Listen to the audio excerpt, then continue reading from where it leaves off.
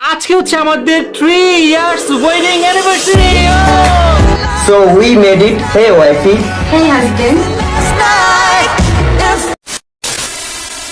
Hello বন্ধুরা, বাংলাদেশের দুই জনপ্রিয় প্রতিদ্বন্দ্বী কাপল রাকিব অন্তরা এবং ইয়াসিন মিথিলা। আর এই দুই জনপ্রিয় কাপলকে বাংলাদেশের সেরা প্রতিদ্বন্দ্বী কাপল ধরা হয়।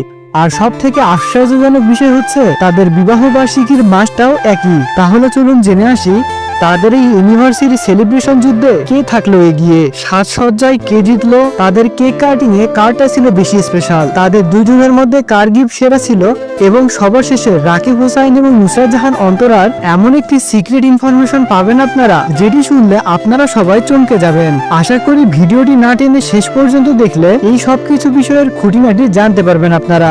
দেখতে দেখতে 100 দিন হয়ে গেল। কি 100 দিন 1000 রাকিব অন্তরা হচ্ছে বাংলাদেশের নাম্বার 1 ইউটিউবার কাপল। তারা তাদের বিবাহের তৃতীয় বার্ষিকী সেলিব্রেশন করেছে থাইল্যান্ডে।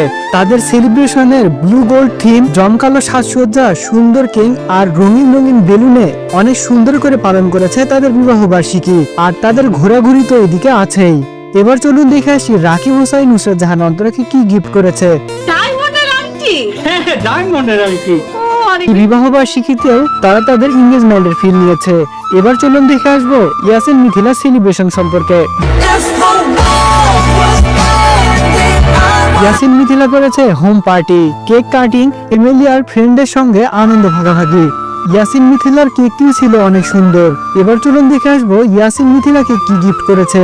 এই যে আমার ইউনিভার্সিটি গিফট। বন্ধুরা, নেটিজেনরা বলতেছে রাকিব অন্তরা লাক্সারিয়াস স্টাইলে তাদের ইউনিভার্সিটি সেলিব্রেশন করেছে, আর ইয়াসিন মিথিলা সিম্পল কিন্তু হ্যাপি ভাইব এবং ভালোবাসা দিয়ে ভরপুর ভাবে তাদের বিবাহ বার্ষিকী সেলিব্রেশন করেছে। বন্ধুরা, এবার চলুন রাকিব হোসাইনের সেই গোপন ইনফরমেশনটি জেনে আসি। তবে তার আগে আপনারা যারা রাকিব হোসাইন টিমকে ভালোবাসেন অথচ আমাদের চ্যানেলটি এখনো সাবস্ক্রাইব করেননি, তারা অবশ্যই ভিডিওটিতে একটি লাইক করে চ্যানেলটি সাবস্ক্রাইব করে দিন।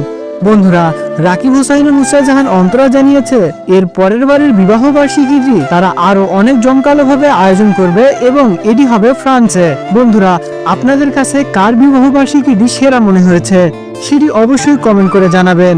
আর এ পর্যন্ত ভিডিওটি দেখার জন্য আপনাদেরকে অসংখ্য ধন্যবাদ।